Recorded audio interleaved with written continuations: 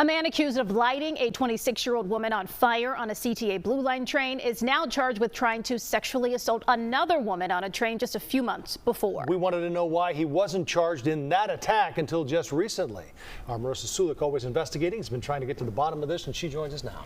Yeah, Joe and Erica, today we learned Lawrence Reed was indicted by a grand jury after police say he tried to sexually assault a woman on a train. Police say he then beat her and another man up. This happened back in March, 8 months before Bethany McGee was lit on fire.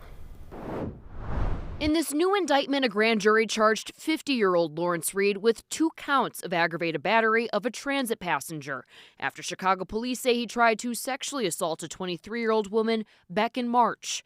It happened near the Grand Blue Line stop, and prosecutors say Reed sat on her lap at one point. Police say a 27-year-old man intervened, and Reed beat him and the woman up. CPD says they responded and sent Reed to Rush University Medical Center for a mental health evaluation. But what happened after, no one seems to know.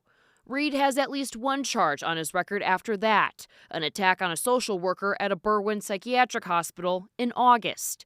For the March offense, the Cook County Sheriff's Office says Reed was never in their custody. And the Cook County State's Attorney's Office sent us this statement that reads in part, the CCSAO was first made aware of this case on November 20th, and a true bill of indictment was promptly returned. November 20th was 3 days after 26-year-old Bethany McGee was riding the Blue Line when federal prosecutors say Reed set her on fire with no provocation. Our legal analyst Irv Miller says that may be the reason we are just now hearing about the March attack. It came from one of 3 places. Either some witness to the crime on the CTA back in March said, hey, I can identify the guy, and that witness came forward. Or one of the 2 complaining witnesses on the case back in March saw the case on TV and recognized him as the offender in the case and called the Chicago police.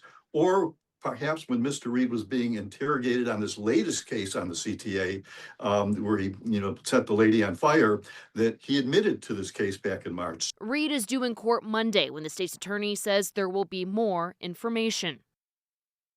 We reached out to Chicago police and asked them why Reed was not charged back in March. We are still waiting to hear back. But this all comes as the Federal Transit Administration is threatening to withhold funding from the CTA if they don't come up with a safety plan, and the county's electronic monitoring system is under a microscope. Joe and Erica. All right. Marissa, thank you.